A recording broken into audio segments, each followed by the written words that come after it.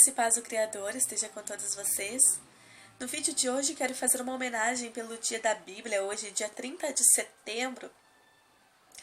Então resolvi falar um pouco sobre a Bíblia, sobre como ela foi escrita. Bem, começando então, ela tem o Antigo Testamento e o Novo Testamento.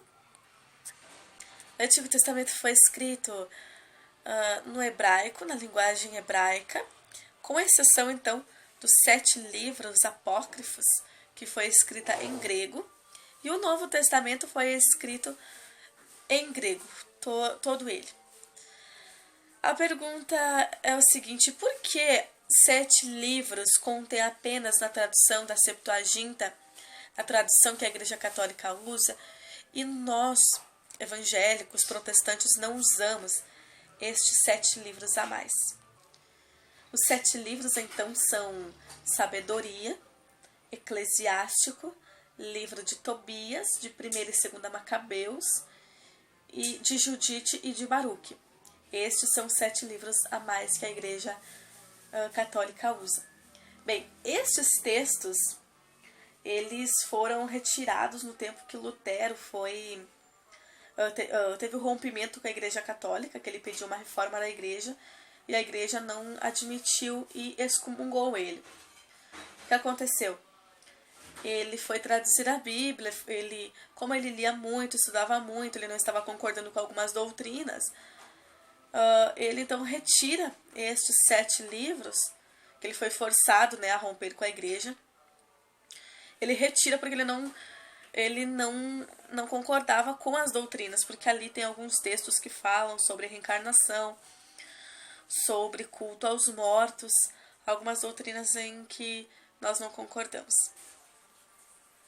Existem também uns acréscimos no livro de Esther, no livro de Daniel, até umas histórias, uns acréscimos bem engraçados. Por exemplo, no livro de Daniel tem um último capítulo que fala que Abacuque teria que ir até a Babilônia para entregar um recado, e ele não queria ir. E Deus então pega ele pelos cabelos e leva ele até a Babilônia. Então, é umas histórias assim bem engraçadas. Só que não foi considerada como canônica. Então, o cânon oficial que nós temos são 66 livros, divididos entre Antigo e Novo Testamento. O Antigo Testamento contém a Constituição de Israel, tem a história dos profetas, tem livros sapienciais, livros históricos. E no Novo Testamento tem os escritos falando sobre a vida de Jesus, do Jesus histórico, Jesus enquanto homem aqui na Terra. Tem também as cartas dos apóstolos, de Pedro, de Paulo, de Tiago, de Judas. Nós encontramos muitos textos maravilhosos nestas cartas que foram escritas para as igrejas da época. E por último nós encontramos o Apocalipse, que é um livro temido, um livro que muitas das vezes é lido de uma forma completamente errada, que é um livro da revelação. A própria palavra já diz, Apocalipse significa revelação. O problema é que as pessoas deturpam o texto, não compreendem, e acabam, então, um livro que era para ser uma revelação, acaba, parece que, se tornando um mistério a ser desvendado. Então, como foi escrita a Bíblia? Ela não foi escrita assim numa sequência lógica da qual nós imaginamos ou nós temos ela. Ela levou mais ou menos 1.600 anos para ser escrita, ser redigida. Só o Antigo Testamento levou mais de 1.000 anos para ser escrito. E as histórias eram contadas sempre de pai para filho, sempre era passada de geração em geração. Como as famílias viviam sempre como se fosse num clã, numa tribo, o sacerdote daquela casa ou o pai daquela casa, figura paterna daquela casa, sempre contava as histórias para os seus filhos, para a família, para a tribo. E ali então, algumas histórias eles foram achando interessante poder escrever, redigir. Então eles usavam pergaminhos feitos de pele de cabra e ali eles escreviam. e eternizaram estas histórias. E o Novo Testamento também. O Novo Testamento começou a ser escrito a partir das cartas de Paulo, quando Paulo começa a fazer as suas viagens missionárias, a entregar as cartas, falando sobre Jesus, sobre o Filho de Deus. Ali também, estas cartas passam a ser guardadas. E depois, então, Constantino, o imperador Constantino, decide quando ele entre aspas, né, ele adere à fé cristã, que na verdade o Constantino tinha uma intenção política, não era uma intenção religiosa, né? Como a religião de Roma já estava em decadência no tempo do seu império, ele então ele decide que o cristianismo seria a religião oficial do Império Romano. É só uma questão de política, um jogo político, mas na verdade ele não tinha se entregado a Cristo, não tinha se entregado de fato à fé cristã. Então só depois em que o cristianismo é considerado como a religião oficial, aí sim os textos eles se importam em querer escrever e guardar e colocar num livro, né? Escrever um livro, vamos dizer assim. E, por exemplo, o Antigo Testamento, os textos foram escritos aleatoriamente. Conforme acontecendo as coisas, eles iam escrevendo.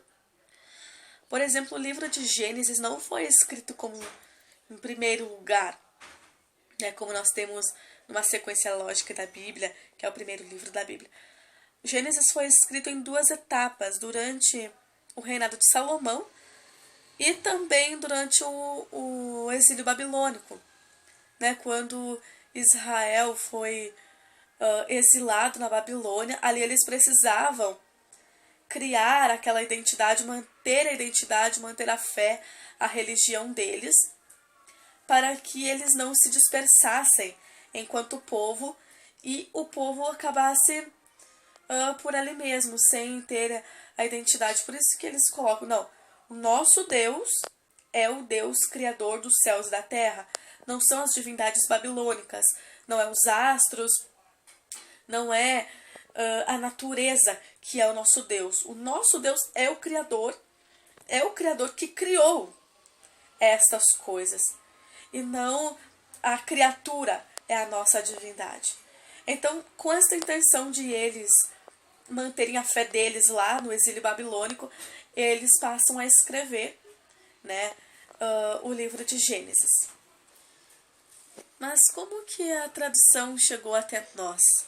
Bem, assim como ela foi escrita no hebraico, no grego, ela foi traduzida para a linguagem egípcia, foi traduzida para a linguagem da Etiópia, foi traduzida para a linguagem siríaca, que é a norte da Palestina, foi traduzida para o latim, e depois então a Igreja Católica continuou fazendo as suas missas em latim, e a Bíblia continuou presa simplesmente ao latim.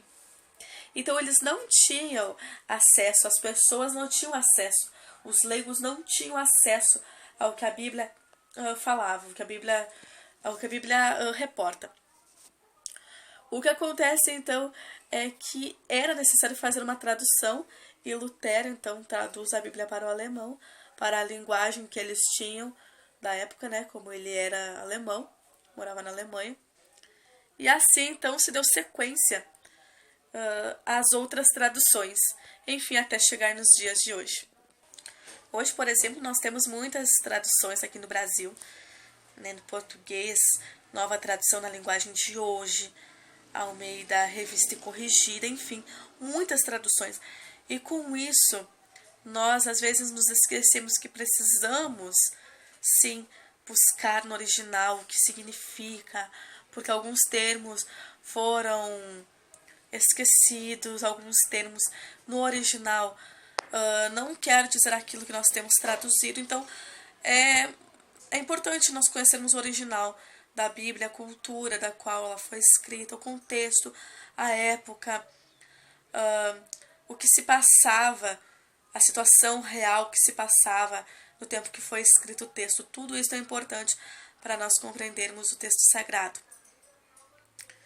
E assim, para concluir então, o que eu quero deixar claro para vocês é que por mais que a Bíblia Sagrada foi escrita por homens, ela foi inspirada pelo Espírito Santo. Toda palavra que está professada, a regra de fé, as leis, tudo, toda a doutrina que a Bíblia contém, tudo foi inspirada pelo Espírito Santo. Então temos uma regra de fé, como se Deus tivesse escrito uma carta de amor para os seus filhos. E isto é muito gratificante para cada um de nós que temos acesso, temos conhecimento e temos lido a palavra de Deus. Para concluir, então, a Bíblia, quando ela foi escrita originalmente, ela não tinha diferenças entre capítulos, versículos, ela não estava dividida desta forma, com títulos. Ela era um texto completo, sem interrupções. O que nós temos hoje são apenas uma metodologia para nós compreendermos melhor o texto. Então, os títulos, por exemplo, a parábola do filho pródigo, isso não é uma palavra inspirada. Foi um texto que foi colocado por pessoas por questões de metodologia. Os capítulos, os versículos também. Isso tudo é para nós localizarmos o texto melhor. Mas o texto sagrado é inspirado pelo Espírito Santo. Então dê valor. Nenhum tio vai cair da lei de Deus. Nenhuma letra, nada pode ser aumentado ou diminuído na palavra de Deus. Então, que o Senhor possa abençoar a você e a sua casa. Que hoje você possa ter um dia de meditação da palavra de Deus.